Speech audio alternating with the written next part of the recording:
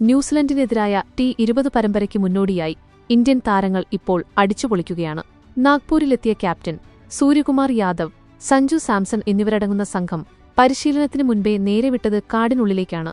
Punch tiger റിസർവിലെ jungle safari ആസ്വദിക്കുന്ന താരങ്ങളുടെ വീഡിയോകളും ചിത്രങ്ങളും ഇപ്പോൾ സോഷ്യൽ മീഡിയയിൽ തരംഗമായിരിക്കുകയാണ്.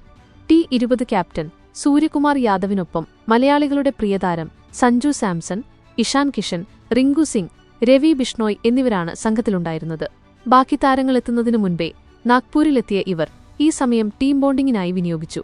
എന്ത് വൈബ്, ജംഗിൾ വൈബ് എന്ന ക്യാപ്ഷനോടെ സഞ്ജു സാംസണാണ് ഇൻസ്റ്റാഗ്രാമിൽ സഫാരിയുടെ വീഡിയോ പങ്കുവച്ചത്.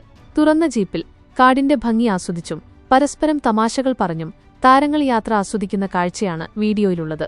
കടുവയെ കാണണമെന്ന ആഗ്രഹത്തോടെയാണ് താരങ്ങൾ ഇറങ്ങിത്തിരിച്ചതെങ്കിലും ഇത്തവണ കടുവ മാത്രം പിടികൊടുത്തില്ല. എന്നാൽ വഴിയിൽ പുള്ളിപ്പുലികളെയും മറ്റു വന്യജീവികളെയും കാണാൻ സാധിച്ചതായി വനം വകുപ്പ് ഉദ്യോഗസ്ഥർ അറിയിച്ചു. പകൽ സഫാരിക്ക് ശേഷം രാത്രിയിൽ താരങ്ങൾ താമസസ്ഥലത്ത് ക്യാമ്പ് ഫയറിന് ചുറ്റും കൂടിയിരിക്കുന്നതിന്റെയും രാത്രിയിൽ വനത്തിലൂടെ നടക്കുന്നതിന്റെയും ചിത്രങ്ങളും പുറത്തുവന്നിട്ടുണ്ട്. അതേസമയം 2026 T20 ലോകകപ്പിന് മുൻപുള്ള ഇന്ത്യയുടെ അവസാന തയ്യാറെടുപ്പാണ് ന്യൂസിലൻഡിനെതിരായ ഈ പരമ്പര. ജനുവരി 21 നാഗ്പൂരിലാണ് ആദ്യ പോരാട്ടം. ഏകദിന പരമ്പരയിലെ തോൽവിക്ക് ശേഷം T20 ശക്തമായ തിരിച്ചുവരവ് നടത്താനാണ് സൂര്യയും സംഘവും ലക്ഷ്യമിടുന്നത്.